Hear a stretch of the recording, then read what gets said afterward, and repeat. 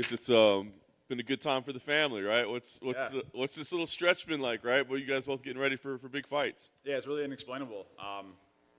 Him fighting in front of the fans and getting the crazy knockout and all this talk of him fighting Derek Lewis and whatnot. It's crazy to think, and just me being here this week is even better. I mean, we're always looking for stories and motivations and stuff, but I mean, do you really take inspiration? I mean, obviously that's your brother. He goes out and does something like that. I mean, does that do something like actual for you? Yeah, how can it not?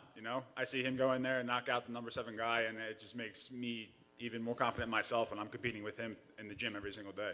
So, yeah. That's awesome. All right, so last one obviously didn't go your way. Talk to me about kind of what you took out of that, lessons that you took from that one.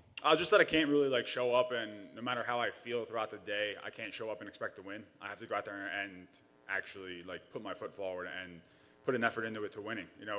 Last fight, hats off to Phil Hawes. It was a great fight. He's very dominant, and he was dominant. That was about it.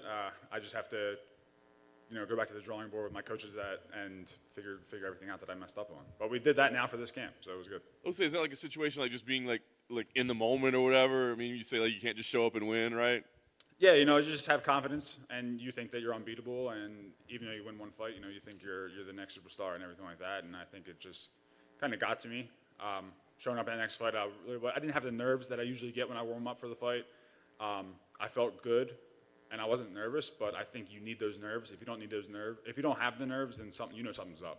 So. Yeah, good point. All right, so despite the setback, big fight here, right? Yes. I mean, nice placement on the card. What does that mean for you? I mean, it doesn't feel like they're showing some faith in you to still put you in a matchup like this. I like to think that, yeah, that they have faith in me to go in there and get the job done.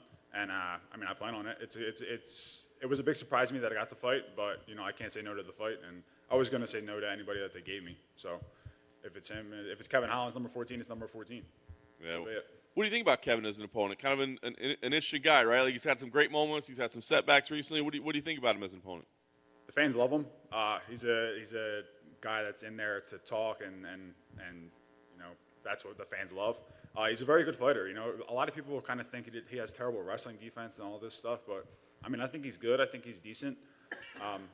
I think he struggles in one thing, and that's cage defense, and I'm going to take advantage of that throughout this fight. And, I just think the fans they go too hard, and they go at him too bad. But, yeah, I think he's a lot better than people are saying that he is. When you think about it, obviously we know he's stepped back and said, I'm just going to focus on wrestling. How much do you think a guy can improve in wrestling in a couple of months? Is that something that you can really make big strides in that short of time? I don't think so. My brother and I have been wrestling for a while now, and we're still kind of subpar at it.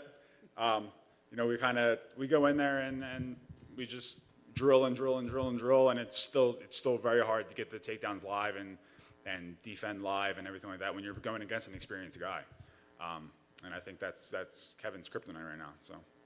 As you were getting ready for this fight, did you ask your training partners to talk trash to you the whole time? Or? Yeah, I had my coaches kind of run their mouth a little bit. Even though my brother is competing with me and stuff like that. We always talk smack back and forth. But the guys at the gym, they're very, very loud and obnoxious as well. So I'm used to it. It's funny. All right, last thing for me, I just want to ask. What's the goal here? Is it just get a win by any means necessary and get back in the win column, or is it go and try to do something special against this ranked guy in this big spot? What's the plan here? No, I'm going to go out there and I have to win regardless of the outcome. I have to go out there and I'm not going to chase anything. I'm not going to try to force anything or anything like that. I'm going out there to just win. If I have to make it a boring 3-round fight, I'll make it a boring 3-round fight. I'm here to just take his number and get paid. And I'm not going to be flashy and do something that would make a mistake and make me get knocked out or anything like that. So.